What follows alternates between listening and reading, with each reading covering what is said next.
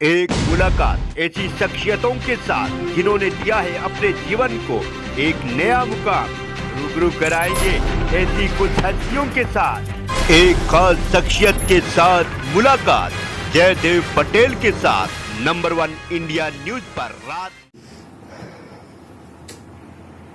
नमस्कार दोस्तों, मैं जयदेव पटेल, आपका एक बार फिर स्वागत है एक खास शख्सियत के साथ मुलाकात प्रोग्राम में। आज हमारे साथ खास हमारे भारत सरकार वाणिज्य और उद्योग मंत्रालय के राज्य मंत्री सोम प्रकाश जी, आपका बहुत बहुत स्वागत है आज के हमारे प्रोग्राम में। धन्यवाद जी, धन्यवाद। सोम प्रकाश जी, आपसे हमारा पहला सवाल है कि आप स्वयं पंजाब से आते हैं और पंजाब की राजनीति को अच्छे से जानते हैं और समझते हैं। इस पर मेरा सवाल है कि कांग्रेस पार्टी भी अब बीजेपी की तरह मुख्यमंत्री बदलने का काम कर रही है, कैसे देखते हैं आप इस पूरे कार्यक्रम को? आज कांग्रेस ने मुख्यमंत्री बदला है, चर्चा ली है। मैंने तो बहुत दिन से पहले ही उनको ट्वीट कर कॉन्फ्रेंस में ट्वीट किया था और शुभकामनाएं भी दी थी। आस कर की है कि वो अच्छा काम करेंगे और पंजाब की काम करेंगे। जी सोम प्रकाश जी, कांग्रेस पार्टी ने चरणजीत सिंह चन्नी को मुख्यमंत्री बनाया तो दलित समुदाय से आते हैं, तो ऐसे में बीजेपी के लिए कितनी बड़ी चुनौती होगी आने वाले विधानसभा चुनाव में दलित समुदाय के जो 32% वोट है उसको लेकर के? देखो, ये मैं समझता हूँ पंजाब में दलित चीफ मिनिस्टर बनाया है, ये अच्छी बात है। दूसरी पार्टियों के लिए भी एक उदाहरण बनेगी। और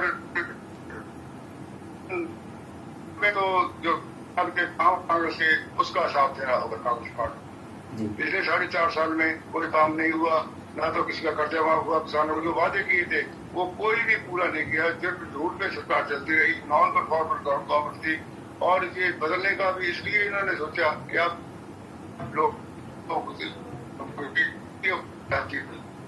और लोगों को जो काम नहीं हुए हैं, लोग निराश हैं, जिनको पता है, इसलिए इन्होंने बदला है। और इसका साफ आने वाली इलेक्शन में इनसे साफ लोग मांगेंगे। जी सोम प्रकाश जी, मायावती ने आज 12 बजे के आसपास प्रेस कॉन्फ्रेंस की और उन्होंने यही कहा कि जो दलित समुदाय है पंजाब के, उनको झांसे में आने की जरूरत नहीं है, क्योंकि ये सिर्फ दिखावे का कदम है। और यही बात तो सुनील जाखड़ ने भी कही थी कि आप ऐसा करेंगे तो एक हिसाब से उनका अधिकार कम हो जाएगा।